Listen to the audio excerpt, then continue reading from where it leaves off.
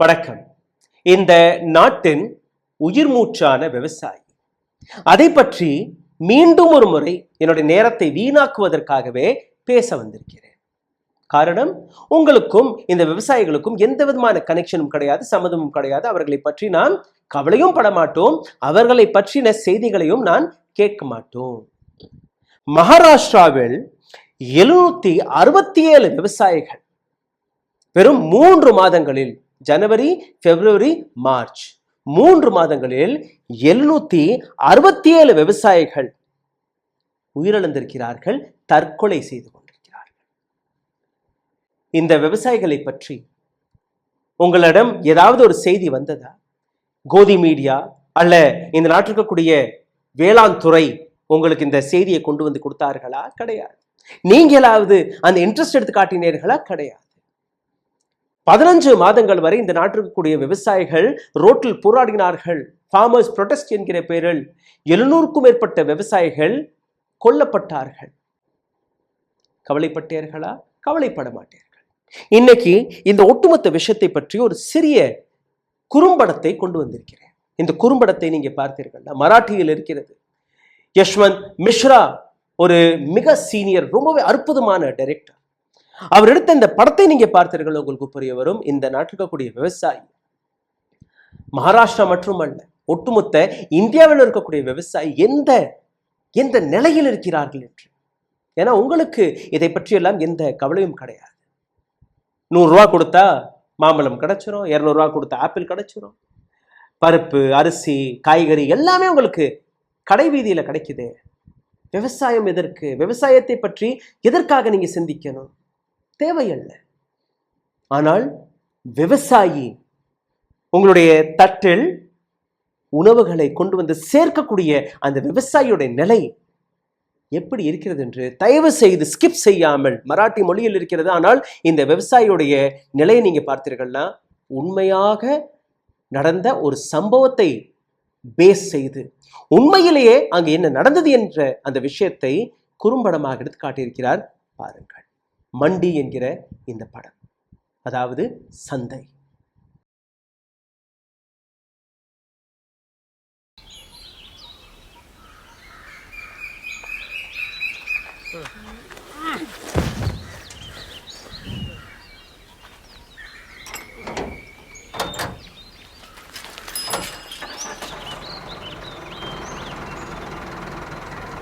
दोन दिवसावर पोळा आलाय, हे नंदूच्या साजासाठी.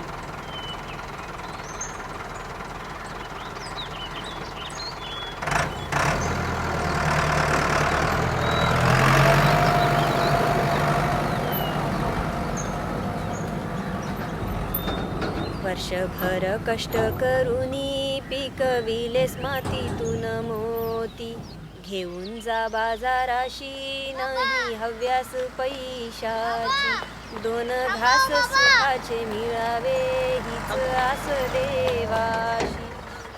काय रे बाबा मी पण येतोय. कुठं? तुमच्यासोबत मोठ्या शहरात. काय मोठ्या शहरात? हा, कामाच टायमाला ताण देते. पळ घरी, शाळेत जा. चला.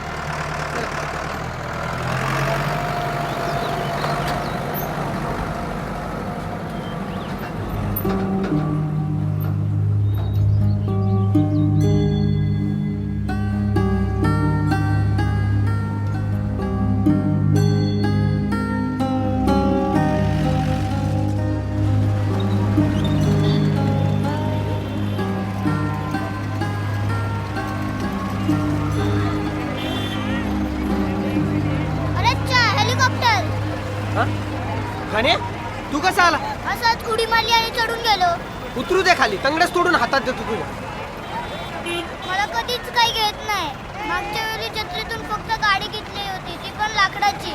मला हेच हेलिकॉप्टर पाहिजे. अरे अरे परतून आलो की मग घेऊ. हा, रडू नको.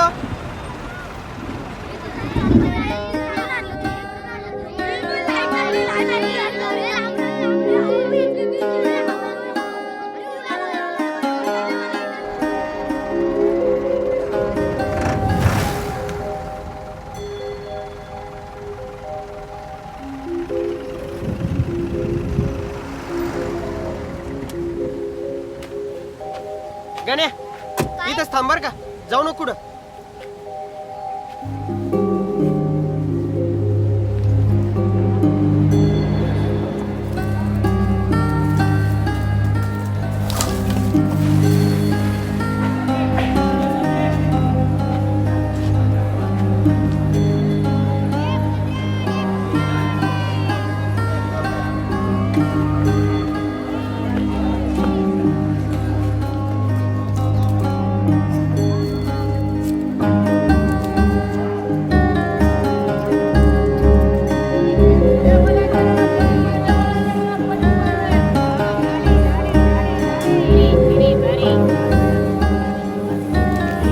गण्या इकडे काय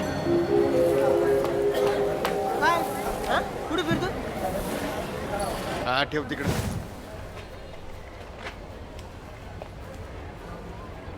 दानाजी हा 10 क्विंटल कांदा भरतोय तुझा, 50 पैसे किलोने रेट पडेल. फक्त 50 पैसे? हम्म. अहो साहेब, मागच्या टायमाला तुम्ही चांगला वाढून भाव दिला होता, ₹100 दिला होता. अरे बाबा तो टाइम वेगळा, हा टाइम वेगळा. सगळे दिवस काय सारखे असतात वय. नाही पण 50 पैसे म्हणजे लयच कमी होते ना साहेब. अरे बाबा मार्केट लय डाऊन चाललंय. ते बघ किती कांदा सडत पडलाय, बघितलं का? 50 पैसे म्हणजे लयच कमी होते ना. ए अरे तो टेम्पो भरला नाही व्हय अजून. हा आईला खायला सांगितल्यावर लगेच उड्या मारत येशील. यावेळेस आपल्याला द्यायचं ना केशवराव. हा आपल्या स्टॉल शिवाय कुठं जायचं नाही. हा काय ठरव बाबा, सांगा बाबा पटकन. काय भाऊसाहेब, खताचे पैसे वाढलेत, बियाच्या पण किमती वाढल्यात, आता लावलेले पैसे पण निघणार नाही मग एवढं. अरे बाबा तुझं किती कमी कांदा आहे, जास्त असते तर देऊ शकतो ना भाव. तेव्हा केशवराव 70 क्विंटल कांदा आहे. हा त्याला मी 75 पैसे भाव देऊ शकतो ना, कारण की त्याच्यामध्ये जास्त फायदा आहे.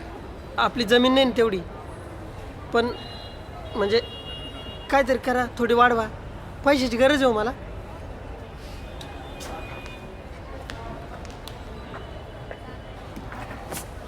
बर 60 पैसे किलोने लावतो. 60 पैसे? याच्यावरती नाही देता येणार. बघ काय करतो सांग लवकर. हा करू का पावती? किती होतात 60 न? 600 होतात. सगळीचे?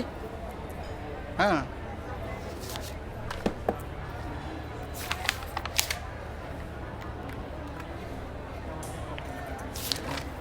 हा ठीक. दानाजी पांढरे 1000 किलो कांदे 60 पैशांनी, 600 रुपये वजा इतर खर्च, खमाली 65 रुपये, हा तोलाई 50 रुपये, हा. मंडी पुनर्विकास 50, हे टेम्पो भाडं 650 रुपये. 650 ते टेम्पो स्टँडर्ड रेट आहे बाबा. ते लय झाले 650. स्टँडर्ड रेट आहे ते, काय माझ्या कशात जाणार आहे का तवा? हा सगळे मिळून होतात 815. हा हा आता एकूण खर्च वजा इतर मायनस खर्च. 215. हा 215 मायनस 215. म्हणजे मीच 215 द्यायची तुम्हाला? हा द्यावी लागतील ना. असं कसं? कांदे पण आमचे आणि पैसे पण आम्हीच देऊ. आयला दानाजी तुझं पोरग लय चॅप्टर दिसतंय. हा शांत कर त्याला. ए तू शांत बैस. अहो पण साहेब, मला पण 4 पैसे भेटले पाहिजे की नाही? हा अरे बाबा रेट काय आम्ही ठरवतो का? युनियनने ठरवलेला रेट आहे ना. काय लवकर बोल, आम्हाला लय कामं पडली. अहो थोडी तरी दया माया दाखवा साहेब. घर खर्चाला दमडी नाही माझं, आणि तुम्हाला कुठून देणार मी पैसे?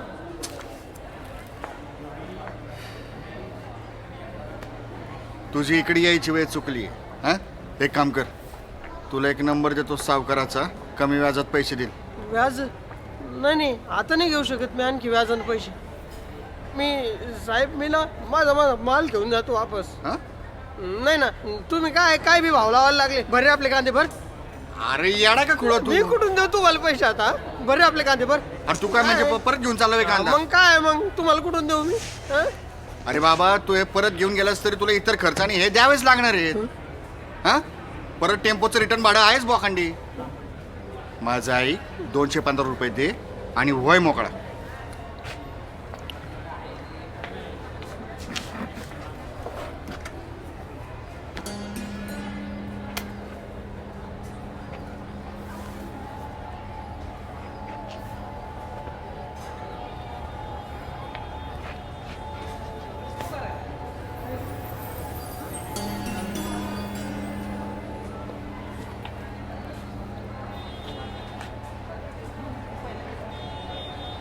बाबा मला घरी जायचं आहे.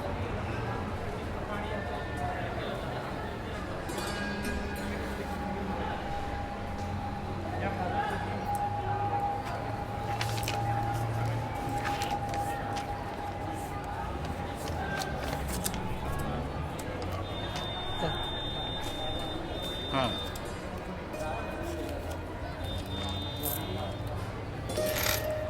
अरे थांब पावती तर घेऊन जा.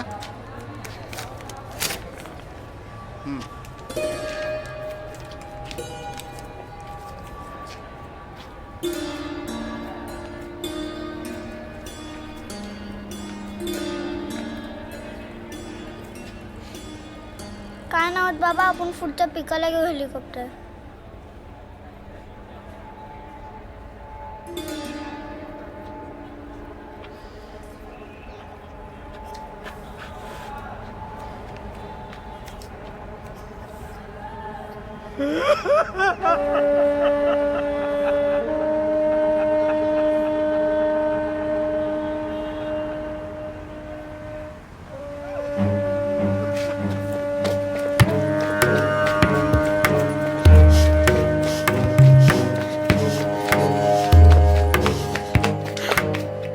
तुला कांदे पाहिजे ना?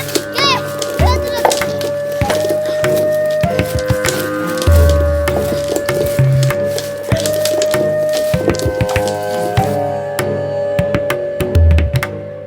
देव बोलतो उन्नत पिकातून, देव डोलतो शेतातून. कधी होऊनी अन्नदाता भिकारी, पर्जन्याशी आर्त पुकारी. विना काय पावसाच्या असून. படத்தை பார்த்திருப்பீர்கள். எத்தனை நபர்கள் கண்ணீர் வந்தது என்று தெரியவில்லை. நிச்சயமாக வந்திருக்கும். 50 பைசா 50 பைசாவிற்கு அந்த வெங்காயத்தை விலை பேசியிருக்கிறான் அந்த புரோக்கர். 1.25 ரூபாயாவது கொடுங்கள் என்று கெஞ்சும் போது 60 பைசாவிற்கு எடுத்துக்கொள்கிறேன் என்று கூறும். அந்த 60 பைசா சரி, 1000 கிலோ வெங்காயம் அதற்கு எவ்வளோ ஆகும்னு பார்க்கும்போது 600 ரூபாய். சரி, அந்த 600 ரூபாயாவது கிடைச்சிரும்னு நீங்க பார்த்தீர்கள். அந்த சின்ன பையன் மகன், அவனுடைய கனவு ஒரு சின்ன பொம்மை வாங்குவதற்கு, ஒரு ஹெலிகாப்டர், ரிமோட் ஹெலிகாப்டர். அதை கூட வாங்க முடியாமல், அப்பா எனக்கு அடுத்த வருஷம் வாங்கி கொடு, எனக்கு வேண்டாம். ஒரு விவசாயியோடைய நிலையை பாருங்க. சரி, அந்த 600 ரூபாய் கூட கிடைக்கிறதுனா கிடையாது. கொண்டு வந்ததற்காக ஒரு கூலி, நிறுவைக்கான ஒரு கூலி, அந்த கூலி இந்த கூலின்னு போட்டு 850 ரூபாய் அந்த புரோக்கர் கேட்கிறார். வெங்காயம் கொண்டு வந்தது வெறும் 600 ரூபாய்க்கு. இன்னும் 250 ரூபா கொடு, இல்லைன்னா அடுத்த முறை நீ இங்க கொண்டு வரக்கூட முடியாது. சரி, நான் விற்கவே இல்லை, நான் திருப்பி எடுத்துட்டு போறேன். சரி, திருப்பி எடுத்துட்டு போறதுக்கு இன்னொரு 500 ரூபா கொடு. இது உண்மையிலே நடந்த சம்பவம். அந்த கடைசியில் இன்னைக்கு பார்த்தீர்கள், அந்த ரெசிப்ட் எல்லாம் அங்கே எடுத்து வச்சிருக்கிறேன். இந்த நாட்டில் இருக்கக்கூடிய விவசாயிகள் நேஷனல் கிரைம் ரெக்கார்ட் பியூரோ அதன் படி நீங்க பார்த்தீர்கள்னா 54,248 விவசாயிகள், farm laborers committed suicide between 2020 to 24. 2020 24ஆம் ஆண்டு வரை இந்தியாவில் இருக்கக்கூடிய 54,248 விவசாயிகள் தற்கொலை செய்திருக்கிறார்கள். மகாராஷ்டிராவை நீங்க பார்த்தீர்கள்னா வெறும் 3 மாதத்திலேயே, ஜனவரி டு மார்ச் 2025 இந்த வருடம் தான் 3 மாதத்தில் மட்டுமே 767 விவசாயிகள் தற்கொலை செய்திருக்கிறார்கள். இந்த இடத்தில் நீங்க பார்த்தீர்கள்னா கார்ப்பரேட் இன்ட்ரெஸ்ட்காக விவசாயிகளுடைய வெல்ஃபேர்ஸ்களை இந்த நாட்டு அரசாங்கம் மாற்றிவிட்டது. எம்எஸ்பிக்காக தானே போராடினார்கள். இதுவரை அந்த எம்எஸ்பி கிடைத்தது. அந்த எம்எஸ்பி இருந்திருந்தால் இந்த விவசாயிக்கு 600 ரூபாய் கிடைத்திருக்காது. மினிமம் சப்போர்ட் பிரைஸ், குறைஞ்சபட்சம் இவ்வளவுதாவது எங்களுக்கு கொடுத்து விடுங்கள் என்ற அந்த போராட்டம். என்ன நடந்தது? இதுவரை பிரைம் மினிஸ்டர் மோடி, என்னால் விவசாயிகளை புரிய வைக்க முடியவில்லை, மன்னித்து விடுங்கள், அதனால் இந்த 3 வேளாண் சட்டத்தை நான் வாபஸ் பெறுகிறேன் என்று கூறினாரா? அந்த கூறியதற்கு பின்பு என்ன நடந்தது? எம்எஸ்பி இம்ப்ளிமெண்ட் ஆனதா? இந்த நாட்டு விவசாயிகளுடைய நிலை மாறியதா? இந்த விவசாயிகளுடைய கடன் தள்ளுபடியானதா? இந்த விவசாயிகள் மேலும் மேலும் கடன் வாங்காதபடி இந்த நாட்டு சிஸ்டம் மாறியதா? விவசாயிகள் உழைக்கணும், விவசாயிகள் கஷ்டப்படணும், விவசாயிகள் கடனாளியாக மாறணும். பணம் பார்ப்பது கார்ப்பரேட். பணம் பார்ப்பது இது போன்ற புரோக்கர்ஸ்கள், பணம் பார்ப்பது கடைக்காரர்கள், வியாபாரிகள். விவசாயிகளுக்கு என்ன? விவசாயிகளுடைய நிலையை நீங்க பார்த்தீர்கள்னா இதே NCRB டேட்டா படி 1995 ஆண்டிலிருந்து 2014 ஆண்டு வரை 2,96,438 விவசாயிகள் they committed suicide. காங்கிரஸும் இருக்கிறது, சிவசேனாவும் இருக்கிறது, NCPயும் இருக்கிறது, BJPயும் இருக்கிறது. MNS மராட்டி மானுஷ் என்கிற பெயர்ல அங்க போய் வட இந்தியர்களை ஹிந்தி மராட்டி பேச தெரியல பல்லார் அடிக்கிறீங்க இல்லையா? ஏன் இந்த விவசாயிகளுக்கு போய் போராடுவது தானே? ஏன் இந்த விவசாயிகளுக்காக ஒரு MLA ஒரு MP சட்டையை பிடிச்சு கேட்பது தானே? அரசாங்கத்தை பார்த்து கேட்பது தானே? எப்படி 776 விவசாயிகள் 776 farmers have committed suicide. கேட்கலாமே, ஏன் கேட்கவில்லை? எதற்காக போராடவில்லை? அந்த 10 நிமிடம் படத்தை நீங்க பார்த்தீர்கள். இது போன்ற ஒவ்வொரு விவசாயியோட நிலையும் இருக்கிறது, ஒவ்வொரு விவசாயியோட நிலை. மகாராஷ்டிராவை மற்றும் நீங்க பாருங்கள், 2020-24 ஆண்டு வரை கிட்டத்தட்ட 13,680 விவசாயிகள். இதுல 2025 ஆண்டு வரை இந்த ஃபர்ஸ்ட் குவார்டர்ல மட்டுமே 767. இது மகாராஷ்டிராவுடைய பிரச்சனை மற்றும் கிடையாது. தமிழ்நாட்டுக்கு பாருங்கள், இதே போன்ற மற்ற மாநிலங்களுக்கும் பாருங்க. கர்நாடகாவை எடுத்துக்கோங்க,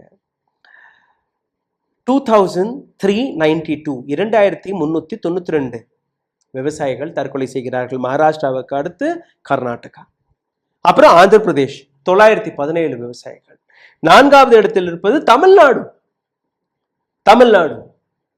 very progressive state, second economically successful state Tamil Nadu. 728 farmers have committed suicide in Tamil Nadu. MK Stalin அவர்கள் கொஞ்சமாக கவனித்து பாருங்கள். What are we doing for our farmers? மத்திய பிரதேஷ் 641 நபர்கள் அங்கேயும் உயிரை மடித்துக் கொண்டிருக்கிறார்கள். இந்த அளவில் டேட்டாக்கள் இருந்தால் கூட கார்ப் ஃபெயிலியர் நடக்கும் அந்த காரணத்தால் 16.84 அந்த கீ ரீசன்ஸ் எதற்காக இந்த விவசாயிகள் தற்கொலை செய்து கொண்டிருக்கிறார்கள். கிராப் ஃபெயிலியர், அதாவது விவசாயத்துடைய நஷ்டம், அதன் காரணமாக 16.84%. ஃபேமிலி ப்ராப்ளம்ஸ்களை வைத்து கடன் வாங்கிட்டோம், கடனை திருப்பி கொடுக்க முடியவில்லை, குழந்தைகளை சரியான இடத்திற்கு கொண்டு போய் சேர்க்கவில்லை, நல்ல பள்ளிக்கு அனுப்ப முடியவில்லை, கல்லூரிக்கு அனுப்ப முடியவில்லை, சரியாக உணவு கொடுக்க முடியவில்லை என்பது ஒரு 13.27%. கிரானிக் இல்னஸ், மருந்து மாத்திரைகள்லாம் அடிக்கிறோம் இல்லையா, அங்க யூரியாலாம் போடுறோம் இல்லையா, அதனால வரக்கூடிய பல பிரச்சனைகள், கேன்சர், இதெல்லாம் ஸ்கின் டிசீஸ் எல்லாம் 9.73% விவசாயிகள். டெப்ட், கடன் தொல்லையால் 2.65%.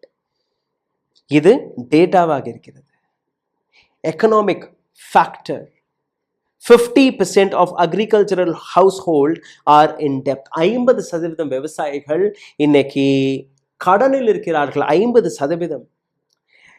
Man lenders 24 to 50% இன்ட்ரெஸ்ட்ல 24% 50% வரை இன்ட்ரெஸ்ட் வாங்கி கொண்டிருக்கிறார்கள். மகாராஷ்டிராவை மற்றும் நீங்க எடுத்துக்கினீர்கள்னா 93% suicides are linked to debt. கடன் தொல்லையால் மட்டுமே 93% விவசாயிகள் மகாராஷ்டிராவில் உயிரை மடித்துக் கொண்டிருக்கிறார்கள்.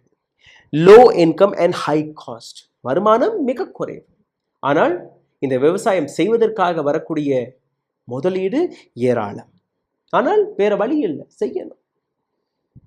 நீங்க கடைக்கு போய் 2 கிலோ வெங்காயம் கொடுங்க, 100 ரூபாய்க்கு 8 கிலோ தக்காளி கொடுங்க, 100 ரூபாய்க்கு 5 கிலோ வெங்காயம் கொடுங்க.